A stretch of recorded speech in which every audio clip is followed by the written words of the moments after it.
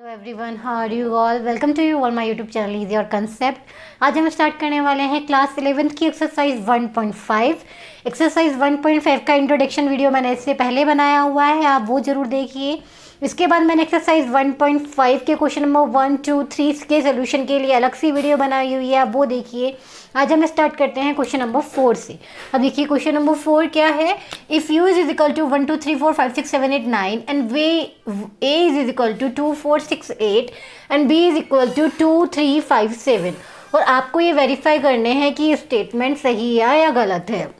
आप ये वैसे ही बता सकते हो ये स्टेटमेंट सही है, क्योंकि ये कौन सा लॉ था, ये था हमारा डी मॉर्गन लॉ, जो हमने प्रॉपर्टीज में ऑलरेडी डिस्कस किया हुआ है।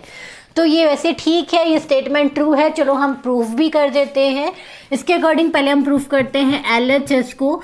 तो यहाँ LHS दिया हुआ है A यूनियन B। पहले हम निकालेंगे A यूनियन B।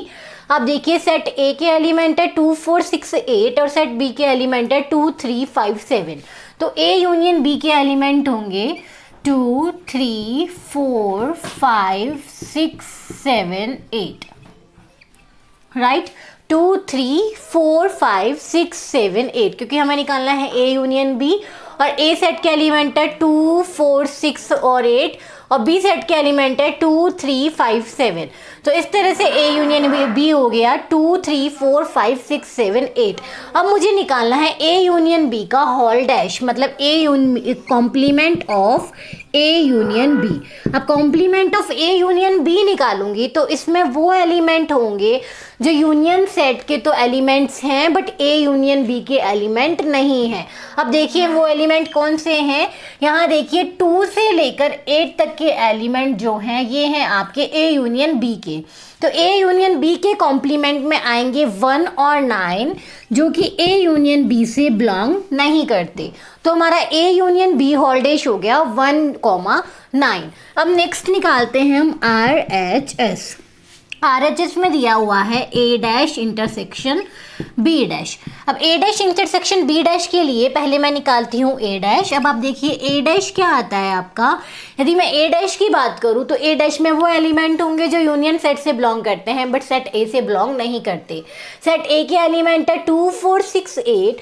तो 2 4 6 8 यदि इनको मैं हटा देती हूँ तो इनके अलावा जो यूनियन सेट में एलिमेंट है वो आपके A डैश है। मतलब A डैश के एलिमेंट है 1 3 5 7 और 9। 1 3 5 7 और 9 ये है आपके A डैश के एलिमेंट।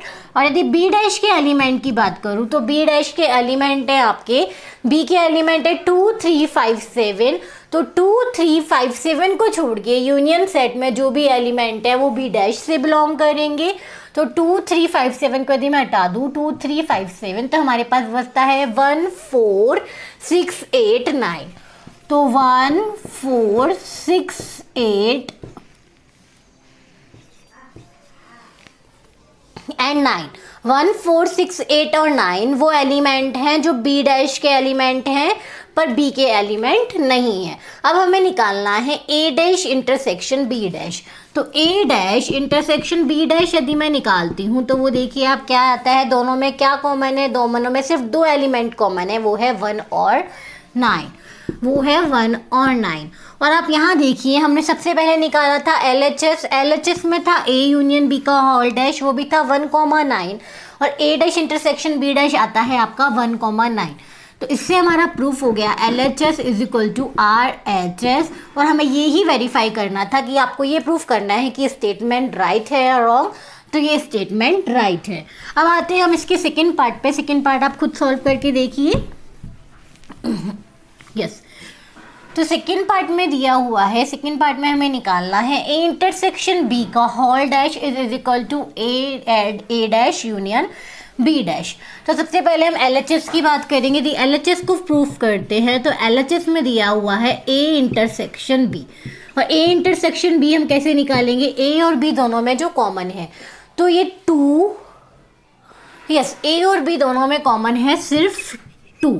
तो A इंटरसेक्शन B में आता है 2, और हमें निकालना है A इंटरसेक्शन B का complement of A intersection B। तो 2 को छोड़ के जो भी यूनियन सेट के एलिमेंट हैं वो सभी A इंटरसेक्शन B के कॉम्प्लीमेंट से बिलोंग करेंगे। तो वो आता है 1 3 4 5 6 7 8 9। तो ये हो गया आपका ए इंटरसेक्शन बी का whole complement, A intersection B का हॉल डैश। अब हमारा RHS है, RHS में दिया हुआ है A dash union B dash. तो पहले हम निकालेंगे ए डैश, जो कि हमने पहले भी निकाला था। तो ए डैश हमारा क्या होगा, ए डैश होगा 2 4 6 8 को छोड़ के 1 3 5 7 और 9। और बी डैश देखिए आपका बी डैश क्या होगा, बी डैश होगा बी के एलिमेंट्स को छोड़ के, मतलब 2 3 5 7 को छोड़ के, दैट मीन 1 4 6 8 और 9। अब हमें निकालना है A dash union B dash. तो A dash B union B dash के लिए आप देखिए इसमें वो एलिमेंट आएंगे जो ए डैश से भी बिलोंग करते हैं और बी डैश से भी। तो इसमें आएंगे आपके 1 3 4 5 6 7 8 9, राइट। और अब आप देखिए जो LHS से, LHS में A intersection B whole dash ये आया था और RHS में A dash union B dash ये आया था। दोनों क्या है, बिल्कुल सेम है। तो इससे प्रूफ हो गया LHS इक्वल टू RHS, मतलब ये वाला स्टेटमेंट बिल्कुल राइट है और ये हमारा डी मॉर्गन लॉ भी है। आप इसे नोट कर लीजिए। अब आते हैं हम नेक्स्ट क्वेश्चन पे, क्वेश्चन नंबर 5। देखते हैं क्वेश्चन नंबर 5 क्या है। एक्चुअली सेट के जो क्वेश्चंस है वो बेसिकली यहीं से स्टार्ट हुए हैं। स्टार्टिंग में सिर्फ एक बेसिक वो चल रहा था कि सेट की डेफिनेशन क्या है, यूनियन क्या है, इंटरसेक्शन क्या है, और वो बहुत ही इजी क्वेश्चन थे। एक्चुअली जो क्वेश्चन जो एग्जाम में आते हैं वो जनरली एक्सरसाइज 1.5 से ही पूछे जाते हैं। अब आपको क्या करना है, draw appropriate Venn diagram. Venn diagram draw करना है। तो फर्स्ट वेन डायग्राम है ए यूनियन बी इंटरसेक्शन का, A union B complement of A union B. और सेकेंड वेन डायग्राम है A dash intersection B dash, A dash intersection B dash. चलो हम इसको ड्रॉ करते हैं पहले, जब तक आप भी थोड़ा सा कोशिश करिए, क्योंकि हमने ए यूनियन बी और ए इंटरसेक्शन बी इनके वेन डायग्राम ऑलरेडी हम ड्रॉ कर चुके हैं। तो हम बात करते हैं सबसे पहले फर्स्ट पे ए यूनियन बी का complement, complement of A union B. तो सबसे पहले मैं ड्रॉ करूँगी ए यूनियन बी। ये है सेट ए और ये है सेट बी। तो ए यूनियन बी हो गया ये अंदर वाला पार्ट जो मैंने डॉटेड एरिया से रिप्रेजेंट किया है। ये हो गया हमारा ए यूनियन बी। और यदि मैं बात करूँ A union B whole dash, मतलब complement of A union B, तो उसमें यूनियन सेट का वो पार्ट आएगा जो ए यूनियन बी से बिलोंग नहीं करता। मतलब जो ये वाला पार्ट बचा हुआ है ये है आपका ए यूनियन बी का कॉम्प्लीमेंट। तो this is complement of A union B और हमें यही ड्रॉ करना था। इसके नीचे आप लिख दे देना कि डॉटेड एरिया से मैंने रिप्रेजेंट किया है ए यूनियन बी को, और जो लाइंस वाले एरिया से मैंने रिप्रेजेंट किया है ए यूनियन बी के हॉल डैश को, मतलब complement of A union B. अब नेक्स्ट देखिए, नेक्स्ट हमें निकालना है A dash intersection B dash. तो इसमें देखिए मैं दो वेन डायग्राम बनाऊंगी ताकि आपको आराम से समझ आए। ये देखिए ये सेट ए है और ये सेट बी है। तो पहले मैं बनाती हूँ ए डैश। तो देखिए ए डैश क्या है, यहाँ ए डैश देखिए ये सेट ए है, ये है आपका सेट ए, राइट। और फिर ए डैश में वो एलिमेंट आएगा जो सेट ए के एलिमेंट नहीं है, बाकी यूनियन सेट के एलिमेंट है। मतलब ये जो लाइन वाला एरिया है ये रिप्रेजेंट करेगा आपके ए डैश को, राइट, क्योंकि ये है आपका सेट ए और ये है आपका ए डैश जो कि सेट ए से बिलोंग नहीं करता। ठीक है, ये तो है आपका सेट ए और ये है आपका ए डैश। ठीक है, अब ऐसे ही मैं बी डैश को रिप्रेजेंट करती हूँ। तो बी डैश में देखिए अब क्या आता है, ये है सेट ए और ये है सेट बी। और सेट बी को यदि मैं डॉटेड एरिया से रिप्रेजेंट करती हूँ तो बी डैश होगा वो एरिया यूनियन सेट का जो सेट बी से बिलोंग नहीं करता। तो ये इस तरह से जो ये एरिया है बाकी का सेट बी के अलावा जो मैंने लाइन से रिप्रेजेंट किया है ये रिप्रेजेंट कर रहा है आपके बी डैश को, और डॉटेड एरिया रिप्रेजेंट कर रहा है सेट बी को। यदि मैं इन दोनों के इंटरसेक्शन की बात करूं कि ए डैश इंटरसेक्शन बी डैश, मतलब दोनों में क्या कॉमन है, तो अब देखिए दोनों में क्या कॉमन है, दोनों में से कौन सी लाइंस कॉमन है। तो ये जो बाहर की लाइन है, ये बाहर का एरिया यहाँ भी लाइन से कवर हो रहा है और यहाँ भी लाइन से कवर हो रहा है, मतलब दोनों में ये जो बाहर वाला एरिया है ये कॉमन है, तो दोनों के इंटरसेक्शन में कौन सा एरिया आता है, ये बाहर वाला। तो बेसिकली जो आंसर होगा वो होगा हमारा इन दोनों में जो कॉमन एरिया है, और इन दोनों का कॉमन एरिया है हमारा ये है सेट ए और ये है सेट बी। और यदि मैं बात करूँ ए डैश इंटरसेक्शन बी डैश की, तो इसमें ये जो पूरा जो बाहर वाला एरिया है ये आता है, ये है हमारा ए डैश इंटरसेक्शन बी डैश। ठीक है, तो ये जो लाइन वाला एरिया है ये रिप्रेजेंट करेगा ए डैश इंटरसेक्शन बी डैश को। ये था हमारा इस क्वेश्चन का सेकंड पार्ट। अब देखते हैं इस क्वेश्चन के थर्ड पार्ट में क्या दिया हुआ है। इस क्वेश्चन के थर्ड पार्ट में दिया हुआ है ए इंटरसेक्शन बी का होल डैश। हमें निकालना है ए इंटरसेक्शन बी का whole dash. A intersection B का होल डैश। तो पहले बेसिकली मैं क्या बनाऊंगी, जैसे मैं हमेशा बनाती हूँ, ए इंटरसेक्शन बी को बनाऊंगी। उसके बाद जो एरिया बचेगा वो क्या होगा, ए इंटरसेक्शन बी के होल डैश का। आप भी एग्जाम में ऐसे ही क्वेश्चन को सॉल्व करना। पहले जो दिया हुआ है, जैसे यहाँ A union B, B A intersection B, जो भी दिया हुआ है आपको उसका वेन डायग्राम बनाना है। फिर उस वेन डायग्राम के जिसमें जो शेडेड एरिया है उसके अलावा जो पार्ट बचा हुआ है वो इसके कॉम्प्लीमेंट का हिस्सा है, राइट। तो यहाँ देखिए, यहाँ पहले मैं ड्रॉ करूँगी ए इंटरसेक्शन बी। तो ये है आपका सेट ए और ये है आपका सेट बी। यदि मैं ए इंटरसेक्शन की बात करूँ तो दोनों में कॉमन है ये एरिया, ये है ए इंटरसेक्शन बी। ठीक है, और नेक्स्ट है ए इंटरसेक्शन बी का कॉम्प्लीमेंट। तो ए इंटरसेक्शन बी का कॉम्प्लीमेंट होगा ये भाग, ये एरिया जो मैं डॉट से रिप्रेजेंट कर रही हूँ, क्योंकि ये यूनियन सेट का से तो यूनियन सेट का पार्ट है, बट ये ए यूनियन बी का पार्ट नहीं है। तो इस तरह से मैंने रिप्रेजेंट किया। ये जो लाइन वाला एरिया है ये पर रिप्रेजेंट कर रहा है ए इंटरसेक्शन बी को, और जो ये डॉटेड एरिया है ये रिप्रेजेंट कर रहा है आपके ए इंटरसेक्शन बी के होल कॉम्प्लीमेंट को। अब इसका जो क्वेश्चन इस क्वेश्चन का जो फोर्थ पार्ट है वो आप खुद सॉल्व करके देखिए, बहुत ही इजी है और वो आराम से आप कर लोगे। अब आते हैं हमारे नेक्स्ट क्वेश्चन पर। नेक्स्ट क्वेश्चन में देखिए आपने क्या दिया हुआ है।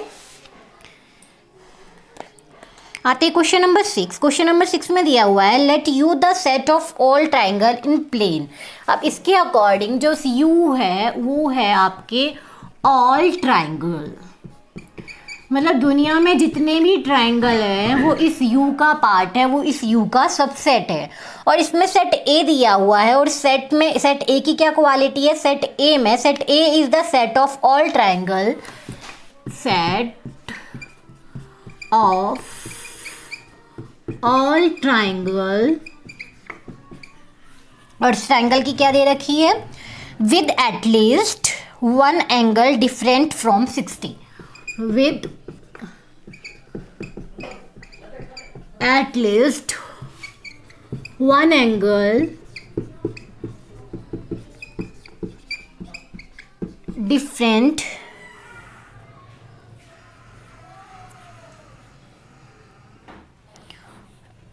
from 60 degree. और आपको फाइंड आउट करना है इसमें ए डैश की ए डैश क्या है। ठीक है, अब आप देखिए इस क्वेश्चन को एक बार, ये बहुत ही अच्छा क्वेश्चन है और ये एग्जाम में बहुत बार रिपीट होता है। अब देखिए क्वेश्चन में बेसिकली क्या कहना चाह रहा है। यदि आप ये समझ गए कि ये कहना क्या चाह रहा है तो आप इस क्वेश्चन को आराम से सॉल्व कर लोगे। जो यूनियन सेट है, यूनियन सेट में दिया हुआ है ऑल ट्राइंगल, मतलब इस प्लेन में जितने भी ट्राइंगल हैं वो इस यूनियन वो इस सेट से बिलोंग करेंगे, इस यूनिवर्सल सेट से बिलोंग करेंगे। और सेट ए में वो ट्राइंगल आते हैं जिसमें कम से कम एक एंगल है वो 60 डिग्री से अलग हो। कम से कम एक एंगल तो 60 डिग्री से अलग होना ही चाहिए। अच्छा, 60 डिग्री की यदि हम ट्राइंगल की बात करें तो देखिए 60 डिग्री के किस किस तरह के ट्राइंगल हो सकते हैं। एक ट्राइंगल तो हो सकता है हमारा ये, ठीक है, जिसमें सारे एंगल क्या हो, 60 डिग्री के हो, राइट। ये है हमारा इक्विलेटरल ट्राइंगल, मतलब सारी लाइंस क्या है, इक्वल है इसकी और सारे एंगल भी इक्वल है। ये तो हो गया हमारा टाइप 1। यदि मैं टाइप 2 की बात करूँ तो टाइप 2 में इस तरह का हो सकता है कि कोई एक एंगल क्या हो, 60 डिग्री का हो। तो यदि कोई एक एंगल 60 डिग्री का होगा, ये देखिए आप, कोई एक एंगल 60 डिग्री का है तो बाकी जो एंगल बचे हैं वो कितने के होंगे? यदि 60 में से आप देखिए जो बाकी जो एंगल बचे हैं वो टोटल होते हैं 180 डिग्री। तो एक एंगल हो गया 60 का तो 120, तो बाकी एंगल भी कितने के होंगे? 60 के होंगे। ठीक है, यदि मैं 60 का नहीं लेती, सपोज मैंने एक एंगल ले लिया आपका 80 डिग्री का, ठीक है, तो इस तरह से जो दूसरा एंगल हो गया वो हो गया 40 डिग्री का। तो यहाँ सेकंड केस ये हो सकता है जिसमें एक एंगल, दो एंगल जो है वो 60 डिग्री से अलग हैं। इसमें बोल रहे हैं डिफरेंट फ्रॉम 60 डिग्री। तो यहाँ कोई भी एंगल 60 डिग्री से अलग नहीं है, यहाँ दो एंगल 60 डिग्री से अलग हैं। अब यहाँ बात करते हैं हम थर्ड की, और थर्ड में देखिए आप, थर्ड ये हम ऐसे ले सकते हैं जिसमें सारे एंगल 60 डिग्री से अलग हों। ठीक है, क्योंकि इसमें बोल रहा है एटलीस्ट वन एंगल, 1 2 3 कितने भी एंगल अलग हो सकते हैं। ठीक है, वन एंगल यहाँ हमने देख लिया, यदि टू एंगल 60 डिग्री लेंगे तो ऑब्वियसली तीसरा एंगल 60 डिग्री ही होगा। वो चलो मैं आगे बताती हूँ आपको। यहाँ देखिए हम थर्ड केस, यदि मैंने एक एंगल ले लिया 90 का और एक ले लिया 45 का और एक ले लिया 45 का, तो ये है हमारा थर्ड केस। इस केस में क्या है, इसमें कोई भी एंगल 60 डिग्री नहीं है। ठीक है, और यदि मैं फोर्थ केस इमेज करूँ आपका, उसके अकॉर्डिंग आप देखिए यहाँ एक एंगल 60 डिग्री, यदि मैं दो एंगल 60 डिग्री लेती हूँ तो आप देखिए यदि मैंने दो एंगल 60 डिग्री ले लिया तो थर्ड एंगल ऑटोमेटिकली 60 डिग्री का ही होगा, क्योंकि आप यहाँ देख लिए 60 60 120 हो गया, और ट्राइंगल के तीनों एंगल का जो टोटल होता है वो होता है 120। तो जो लास्ट एंगल है वो ऑटोमेटिकली 60 डिग्री ही होगा। तो ऐसा नहीं हो सकता कि दो एंगल में 60 डिग्री ले लूँ और थर्ड एंगल में कुछ और ले लूँ, क्योंकि मैं दो एंगल 60 डिग्री लेती हूँ तो जो लास्ट एंगल है वो भी 60 डिग्री ही लेना पड़ेगा। तो इस तरह से ये तीन पॉसिबल होते हैं जब एंगल 60 डिग्री लेना हो। अब आप देखिए ये तीन पॉसिबल है, इसमें दे रखा है a set of all triangle with at least one angle different from 60। तो इसमें देखिए, इसमें एक एंगल 60 से दो एंगल 60 से अलग हैं और इसमें तीनों एंगल 60 से अलग है। मतलब ये बेसिकली है क्या, ये है आपका सेट ए, राइट। यही सेट ए है, क्योंकि सेट ए में क्या है, इस तरह के ट्राइंगल आते हैं जिसमें कम से कम एक एंगल 60 डिग्री से अलग हो। ये है आपका सेट ए। अब मैं बात करती हूँ कॉम्प्लीमेंट ऑफ सेट ए की। तो कॉम्प्लीमेंट ऑफ सेट ए में वो ट्राइंगल आएंगे जो सेट ए के पार्ट नहीं है। मतलब ये वाला जो ट्राइंगल है, जो इक्विलेटरल ट्राइंगल है, ये सेट ए का पार्ट नहीं है, क्योंकि इसमें बोला है कोई एक एंगल से 60 डिग्री से अलग होना चाहिए, लेकिन इसमें सारे एंगल जो हैं वो 60 डिग्री के ही हैं। तो ये क्या हो जाएगा, ये हो जाएगा आपका कॉम्प्लीमेंट, मतलब A dash, complement of set A. तो यदि मैं बात करूँ यहाँ पे कि कॉम्प्लीमेंट ऑफ सेट ए क्या होगा, तो यहाँ कॉम्प्लीमेंट ऑफ सेट ए होगा एक इक्विलेटर ट्राइंगल जिसके सारे एंगल 60 डिग्री के हैं। और इक्विलेटर ट्राइंगल की क्या क्वालिटी है, जिसकी जो सारी लाइन्स है, सारी साइड्स हैं, इक्वल होती है। अब आते हैं मिक्स एक्सरसाइज के लास्ट क्वेश्चन पे, वो है क्वेश्चन नंबर 7। अब देखते हैं क्वेश्चन नंबर 7 क्या है। वैसे ये क्वेश्चन नंबर 6 बहुत ही अच्छा क्वेश्चन है और ये जनरली एग्जाम में पूछा भी जाता है। अब आप देखिए क्वेश्चन नंबर 7, देखती हूँ मैं क्वेश्चन नंबर। इसमें हमें निकालना है A union A dash, 5 dash intersection A intersection A dash और यू डैश इंटरसेक्शन ए। अब आप देखिए इसमें पहले हम एक वेन डायग्राम से क्वेश्चंस जो है बिल्कुल आसानी से सॉल्व हो जाते हैं। तो सिंपल ये ले लिया हमने यूनिवर्सल सेट, और यूनिवर्सल सेट का जो एक सबसेट ले लेते हैं हम ए। अब यहाँ पे दे रखा है A union A dash, A union A dash, मतलब ये है हमारा पार्ट ए। ठीक है, यदि ये है मेरा सेट ए तो इस सेट के अलावा जो बाहर का एरिया है ये होगा मेरा ए डैश। ठीक है, ऑब्वियसली ए डैश क्या होगा, ए डैश वो होगा यूनियन सेट का वो पार्ट जो सेट ए से बिलोंग नहीं करता। तो ए और ए डैश ये इन दोनों का यूनियन मिलके क्या बना रहा है, एक यूनिवर्सल सेट। क्योंकि आप देखिए यदि मैंने इस सर्कल को रिप्रेजेंट किया है ए से, तो इस सर्कल के बाहर वाला एरिया रिप्रेजेंट कर रहा है ए डैश को, और ए डैश यूनियन ए और ए डैश का जो कॉम्बिनेशन है वो क्या किसको मिला रहा है, वो बना रहा है हमारा यूनियन सेट को। तो ए यूनियन ए डैश होगा हमारा यूनियन सेट। अब नेक्स्ट है हमारा फाई डैश इंटरसेक्शन यू। और फाई डैश किसे बोलते हैं? फाई डैश होगा, फाई होता है एम्प्टी सेट और एम्प्टी सेट का अपोजिट है आपका यूनिवर्सल सेट। ये हम ऑलरेडी प्रॉपर्टीज में पढ़ चुके हैं। तो फाई डैश हम बोलते हैं जैसे एम्प्टी सेट का complement, this is complement of empty set, तो एम्प्टी सेट का कॉम्प्लीमेंट होता है यूनिवर्सल सेट। तो ये कहना चाह रहा है यूनिवर्सल सेट और ए के बीच में इंटरसेक्शन निकालना है, हमें देखना है यूनिवर्सल सेट इंटरसेक्शन ए। तो यूनिवर्सल सेट और ए सेट के बीच में जो कॉमन होगा वो क्या होगा? सेट ए ही तो होगा, ठीक है। इसको एक एग्जांपल से भी समझ सकते हो, जैसे यदि मैंने ले लिया यूनिवर्सल सेट ले लिया 1 2 3 4 राइट, और सेट ए ले लिया मैंने 1 2, और यदि मैं बात करूं यूनिवर्सल सेट इंटरसेक्शन ए, और दोनों में फिर कॉमन क्या है? दोनों में कॉमन है सेट ए के एलिमेंट, मतलब 1 और 2, और यही इसे मैंने मैथमेटिकली रिप्रेजेंट किया है कि यूनियन सेट और ए का जो इंटरसेक्शन होगा वो होगा हमारा सेट ए। अब नेक्स्ट है मेरा A intersection A phi A dash. अब भैया ए डैश होता है, ए डैश तो होता ही वो है जिसमें सेट ए के एलिमेंट नहीं है, कॉम्प्लीमेंट ऑफ सेट ए। तो इन दोनों के बीच में तो कुछ कॉमन हो ही नहीं सकता, क्योंकि इन दोनों के बीच में कुछ भी कॉमन नहीं होगा। तो ए इंटरसेक्शन ए डैश में क्या आएगा? वो एम्प्टी सेट होगा, और एम्प्टी सेट को हम रिप्रेजेंट करते हैं फाई से। अब नेक्स्ट है मेरा यू डैश इंटरसेक्शन ए। अब यू डैश क्या होगा? एक होगा हमारा यूनिवर्सल सेट, और यूनिवर्सल सेट का कॉम्प्लीमेंट होता है फाई। जिस तरह से मैं यहाँ देखती हूँ कि फाई का जो कॉम्प्लीमेंट है यूनिवर्सल सेट, वही यूनिवर्सल सेट का कॉम्प्लीमेंट है फाई। मैंने बोला है कॉम्प्लीमेंट एक तरह से अपोजिट होता है।